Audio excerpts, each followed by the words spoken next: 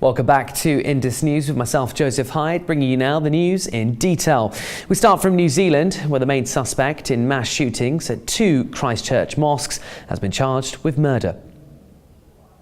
A day after far-right-wing terrorists massacred 49 people, forensic teams are still gathering evidence at the 2 targeted mosques. Hearses came and went, moving the bodies of the victims. A constant stream of people laid flowers and notes outside and prayed for the fallen. In a Christchurch court, the first of the terrorists was charged with murder. 28-year-old Australian Brenton Harrison Tarrant was remanded in custody without a plea until April the 5th. Prime Minister Jacinda Ardern said that Tarrant would have continued his killing spree had he not been quickly apprehended by police. I want to acknowledge firstly that the police responded immediately to the call that they received relating to the attack. The individual charged was in custody 36 minutes from receiving the first call. The offender was mobile. There were 2 other firearms in the vehicle that the offender was in, and it absolutely was his intention to continue with his attack. Prime Minister Ardern met with members of the Muslim community in Christchurch to reassure them of the government's support. This is not New Zealand. The only part of the incident and actions that we have seen over the past 24, 36 hours that is New Zealand is the support that you are seeing now. But nothing that led up to it is who we are or is who this city is. The terrorist attacks have bereaved Muslim families around the world. According to preliminary information, the victims of the terrorist attacks came from Bangladesh, Indonesia, Jordan, Malaysia, Pakistan, Saudi Arabia and Turkey. They included women and children. With police still gathering evidence, the families of people still unaccounted for are stuck in limbo. People don't know if their family members are alive or dead.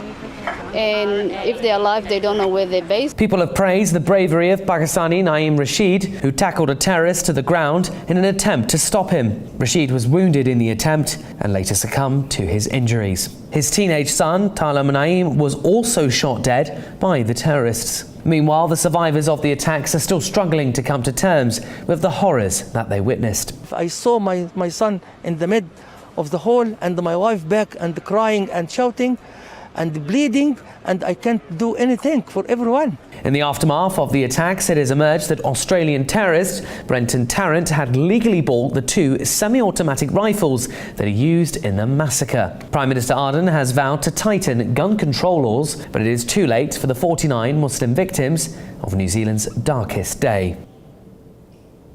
Well, in a related development, Pakistan's Foreign Office has issued a list of 9 citizens missing in the aftermath of the mosque attacks in New Zealand. The list includes the name of Naeem Rashid, a Pakistani who has earned widespread praise for his brave attempt to tackle one of the terrorists. Rashid's teenage son, Taha Naeem, has also been named as missing. Both are reported to have succumbed to their wounds. The Foreign Office said that one injured Pakistani, 68-year-old Mohammed Amin Nasser, is being treated for his wounds.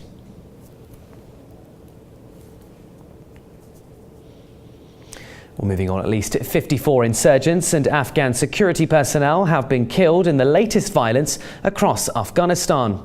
The Defence Ministry in a statement said that 40 insurgents were killed in a ground operation in northwestern Baghdad province.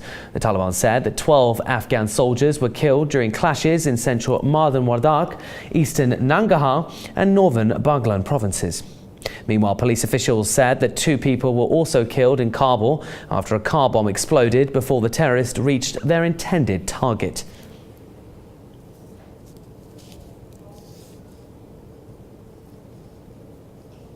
Well, meanwhile, the International Criminal Court has said it will continue to ensure accountability for grave crimes undeterred by US threats of sanctions. The court, in a statement from The Hague, said that it is an independent and impartial institution that ensures accountability for the gravest crimes under international law. The ICC said that it will continue to work independently in accordance with its mandate and the overarching principle of the rule of law. This comes after Secretary of State Mike Pompeo said that the U.S. would deny visas to ICC officials if a probe is launched into war crimes by American personnel in Afghanistan. But you should know, if you're responsible for the proposed ICC investigation of U.S. personnel in connection with the situation in Afghanistan, you should not assume that you will still have or will get a visa, or that you will be permitted to enter the United States. Secretary of State Mike Pompeo said that the U.S. would also consider slapping economic sanctions on ICC staff. Human Rights Watch has described Pompeo's threats as a thuggish attempt to penalize investigators at the International Criminal Court. Well, moving on, Pakistan's Prime Minister Imran Khan has said that he is ready to hold talks with India's Narendra Modi. Addressing a rally in the northwestern KPK province, Khan said that Pakistan does not want war, but he warned that Pakistan's desire for peace should not at all be misconstrued as weakness.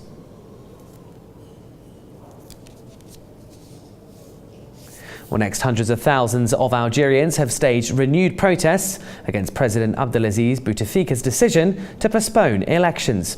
At the largest demonstration to date in Algiers, protesters called for Bouteflika's immediate resignation. They accused the 82-year-old of illegally extending his 20-year rule, despite abandoning his bid for a fifth term. Police say that 75 protesters were arrested on charges of vandalism and destruction of property. It said that 11 policemen were slightly injured in clashes with demonstrators.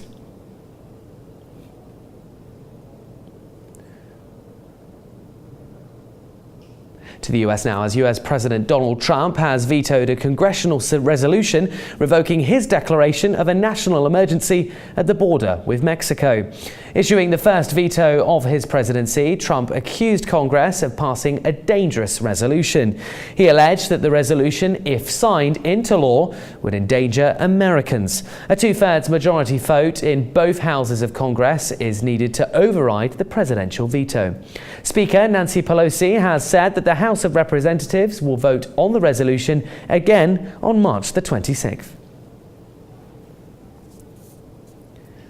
Well, in another development, thousands of school students have staged demonstrations in cities around the world to protest against inaction on climate change. Students held rallies across the globe from New York to Sydney. The young protesters called on governments to declare a climate emergency. Civil disobedience is called for because there hasn't been enough action in the climate conversation. World leaders aren't enacting the right policies and laws that need to happen to keep us below 1.5 degrees. The worldwide student movement began last August when 16-year-old climate activist Greta Thunberg protested outside Sweden's parliament. She has since been nominated for the Nobel Peace Prize. I don't think I have started a movement. I just think that I did an action in a time where more and more people are starting to become more aware of the situation we are in, and then kind of show people a method you can use to make your voice heard about this. Earlier this week, the United Nations released a report saying that human health is in dire straits due to poor environmental protection. It warned that polluting human activities could endanger the very ecological foundations of society. Well, that's you up to date this hour. We'll be back at the top of the hour, but stay tuned to Indus News, as coming up next is the Indus Special.